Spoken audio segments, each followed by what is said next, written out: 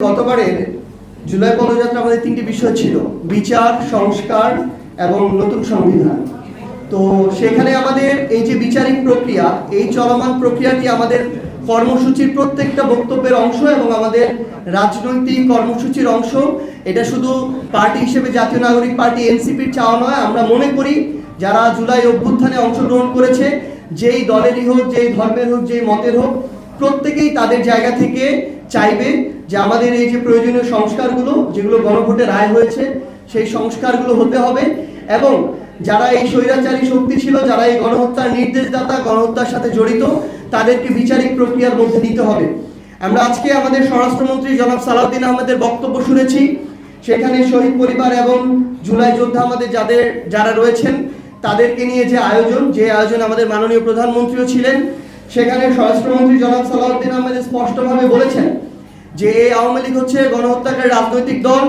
রাজনৈতিকভাবে আওয়ামী লীগের পতন হয়েছে এবং দল হিসেবে আওয়ামী লীগের বিচার করা হবে। আওয়ামী লীগের দাফন হয়েছে দিল্লিতে এবং এই আওয়ামী লীগ বাংলাদেশের রাজনীতিতে আর কোনোদিন ফিরে আসা সম্ভব নয়। আমরা চাই বিএনপির মুখপাত্র হিসেবে জনাব সালাউদ্দিন আহমেদ যে বক্তব্য দিয়েছেন, এই বক্তব্য, কথা এবং কাজে আমরা যেন এটা বাস্তবায়ন দেখতে পাই।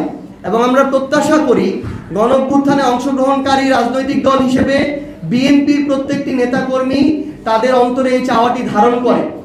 অল্প কিছু আমরা সোশ্যাল মিডিয়ার বিভিন্ন মাধ্যমে আমরা দেখতে পাচ্ছি যে বেশ কিছু মানুষ, যাদের নাম বলে আমরা তাদেরকে ওই গুরুত্বটুকু আরোপ করতে চাই না, তারা জুলাইকে নিয়ে বা এই অভ্যুত্থানকে নিয়ে স্বৈরাচারের পক্ষে, খুনিদের পক্ষে, গণহত্যাকারীদের পক্ষে, যারা 1400 মানুষকে খুনের নেতৃত্ব দিয়েছে, শাপলায় গণহত্যা ঘটিয়েছে, পিলখানায় গণহত্যা একটা ঘটিয়েছে, এই মানুষদের পক্ষে যারা এখনো সাফাই গায়, এটা আমাদের আসলে সামগ্রিক, আমরা যারা জুলাই একসাথে অংশগ্রহণ করেছিলাম, সেটা বিএনপি বলেন, জামায়াত বলেন, এনসিপি বলেন, অন্যান্য রাজনৈতিক দল আছে যারা বলেন, এটা আমাদের সামগ্রিক একটা দায়বদ্ধতা যে আমরা ওই সকল গোপন এবং প্রকাশ্য এই খুনিদের দোষর এবং তাদের সহযোগীদের এখন পর্যন্ত বিচার নিশ্চিত করতে পারিনি।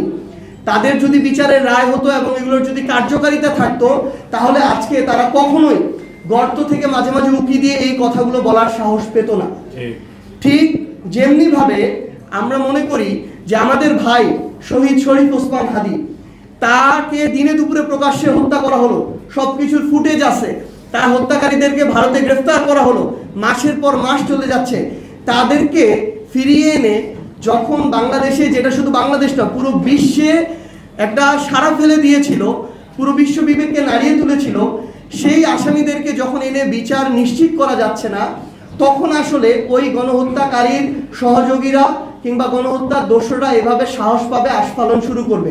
তো এই জন্য বিএনপিকে সরকার হিসেবে এই দায়িত্ব নিতে হবে যেন অতি দ্রুত আমাদের আন্তর্জাতিক অপরাধ ট্রাইব্যুনালের মাধ্যমে, আমাদের বিচার বিভাগের মাধ্যমে এই বিচারিক প্রক্রিয়াগুলো শেষ হয় এবং রায়ের পরে যেন অতি দ্রুত এগুলো কার্যকারিতা হয়।